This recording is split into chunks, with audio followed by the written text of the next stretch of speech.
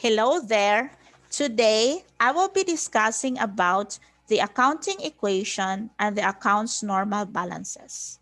Now first, let me define what is accounting. Accounting is the systematic and comprehensive recording of financial transactions pertaining to a business. Accounting, which has been called the language of business, measures the results of an organization's economic activities and conveys this information to a variety of users. So, what is the accounting equation? The accounting equation is assets is equal to liabilities plus owner's equity. And this reflects the double entry bookkeeping. So what is double entry bookkeeping? It states that every financial transaction has equal and opposite effects in at least two different accounts, and transactions are recorded in terms of debits and credits. Okay, so debit is on the left side, credit is on the right side of the T account. For example, an increase in asset, or in this example, cash, would mean an increase in either liability or owner's equity. So for example, the company borrows money through availing notes payable. So that's an increase in cash. That's also mean an increase in notes payable. So that makes the equation equal. So this one on the asset side, this one on the liability side. Okay. Now, this is very important. The normal balances of the accounts. So what is a normal balance? This is part of the double entry bookkeeping method and refers to the expected debit or credit balance in a specified account. So always remember, take note of this accounting equation. The assets is equal to the liabilities plus the owner's equity. Now let's start with the asset accounts. So for any asset accounts, okay, debit side, so increase. So an increase in an asset should be recorded in this part, in the debit side. And a decrease in asset is recorded in a credit side. So what is an example of an increase in asset? Example, cash. Example is the owner invested cash to the business. So that means that it is an increase in cash. Cash is an asset account. So the normal balance for any asset account is the debit side. Now let's go to the liability accounts. So what are the examples of liability accounts? So we have accounts payable, notes payable. Okay, those are the examples of liability accounts. So a decrease in a liability account is recorded in the debit side, while an increase in the credit side. So example, you borrow money, okay? So the business borrows money to the bank. So that is a liability. So that is accounts payable. So that is recorded in the credit side. That is an increase.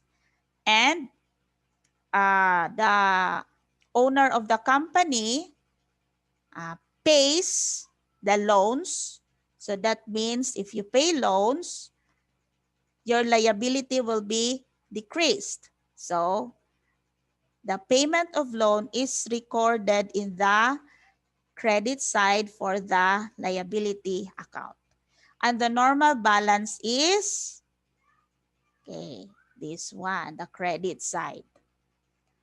Now, how about the owner's equity?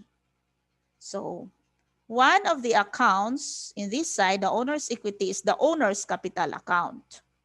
So, the investment of the owner of the company, of the owner of the business. So, a decrease, okay, a decrease in owner's capital account is recorded on the debit side, while an increase is recorded on the credit side. And the normal balance is credit. So in owner's equity, we also have drawings.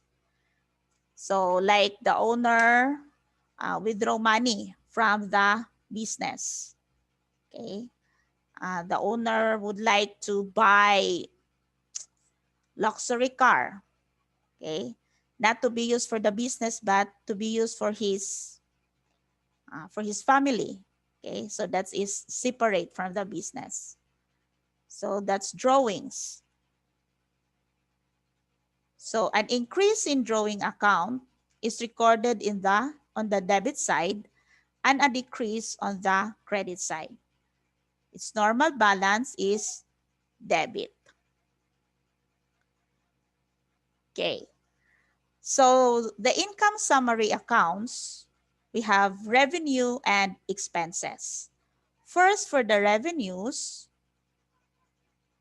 so a decrease on revenue is on the debit side, an increase on the credit side.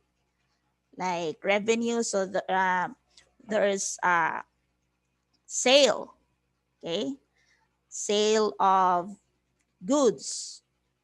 So that is an increase on the revenue account. And the normal balance is on the credit side.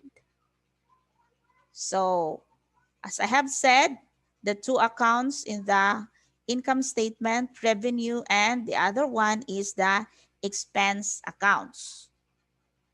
So for the expense account, an increase in expense account is recorded on the debit side and a decrease on the credit side. And its normal balance is the debit side. Okay. So from this illustration, what have you observed? All right. So here, increase, normal balance. Increase, normal balance. Increase, normal balance. So that is common to all the accounts. Okay. Another thing is that for the asset account, so if there is an increase in the asset account, so that is on the debit side, the liability is on the credit side for the increase. Credit. Okay. All right. For example, JD Delivery Service is owned and operated by Jane D. The following selected transactions were completed during the month of November 2020. First, receive cash from owner as additional investment, 30,000 pesos. Second, paid creditors on account, 2,000 pesos. Third, billed customers for delivery services on account, 11,500 pesos. And fourth, receive cash from customers on account, 6,800 pesos. Okay, so again, let's go back to the accounting equation. Assets is equal to liabilities plus owner's equity. In this example, for the assets accounts, we have cash and accounts receivable. Cash here. On account, okay, billed customers on account is one. So that means receivable on account. The customer did not pay on cash but on account. For the liabilities account, we have accounts payable. Okay? And owner's equity, we have capital and service revenue. Okay, we use service revenue because the nature of the business is service. Okay, delivery service. Okay, for the first transaction, receive cash from owner as additional investment of 30,000 pesos. So that is cash. So you record that under cash. That is an asset. And capital. Okay, because it is an investment. Number 2, paid creditors on account. Okay, so that means that Jane D paid its accounts payable, cash. All right. 3, billed customers for delivery services on account, 11,500. So there is an accounts receivable of 11,500 from customers. Okay, and that is recorded under revenue, service revenue. 4th, receive cash from customers on account. So that's 6,800 cash and accounts receivable, 6,800. So that is how this problem is being recorded with this accounting equation. Okay. So now, we also have contra accounts. So contra accounts are individual accounts that are established to decrease the balance in another account indirectly by netting the two accounts together in the general ledger. They are backwards accounts, which means that their normal balances are opposite of the normal balances of their corresponding accounts. Okay, so for example, accounts receivable. The contra account for accounts receivable is allowance for doubtful accounts, because you are not sure that all the receivables recorded will be collected. Okay, so you should have a provision for doubtful accounts. Okay, fixed assets, we have accumulated depreciation. Okay, because all assets are subject for depreciation. Intangible assets, accumulated amortization. Sales revenue, the contra account for sales revenue, sales returns and allowances.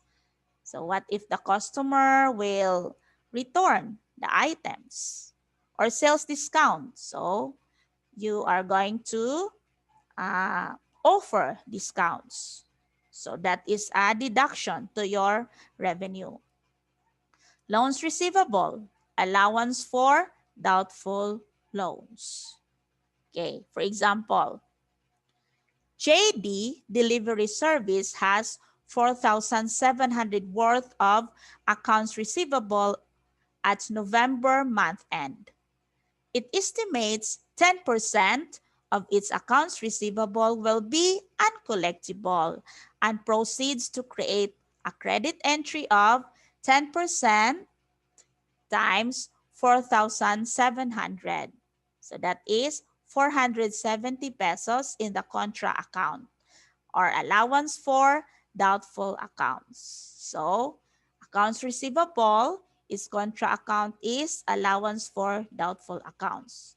Now, in order to balance the journal entry, a debit will be made to the bad debts expense for 470 pesos. Although the accounts receivable is not due in November, the company still has to report credit losses of 470 as bad debts expense in its income statement for the month. So if accounts receivable is 4,700 and allowance for doubtful accounts is 470 pesos, so the net book value reported on the balance sheet will be 4,230 pesos. Right. So we have what we call real or permanent accounts. So real or permanent accounts are accounts that do not close at the end of the accounting year. The permanent accounts are all of the balance sheet accounts except for the owner's drawing account. So what are the balance sheet accounts? The asset accounts, liability accounts, and owner's equity accounts. Again, owner's equity accounts except for the owner's drawing account, which will be closed. And you call that nominal or temporary accounts. So accounts that are closed at the end of each accounting year. Included are the income statement accounts. They have the revenues, expenses, gains, losses. Summary accounts such as income statement and a sole proprietor's drawing account. All right. Okay, thank you for watching the video. I hope you learned something about the accounting equation and the accounts normal balances. See you next time.